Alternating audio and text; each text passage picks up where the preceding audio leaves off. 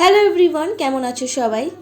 আজকে আমার 4টে পার্টি মেকআপের বুকিং ছিল, তাই ব্যাগ গুছিয়ে লাইট স্ট্যান্ড নিয়ে আমি একদম বেরিয়ে পড়লাম।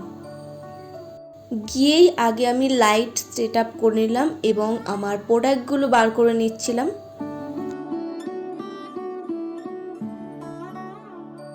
এটা হচ্ছে আমার ফার্স্ট ক্লায়েন্ট পার্টি মেকআপের।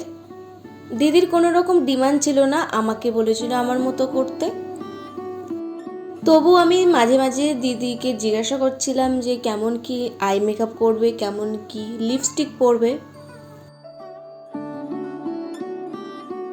এটা ছিল অন্নপ্রাশনের কাজ, পার্টি মেকআপ করবে বলেছিল 4 জন।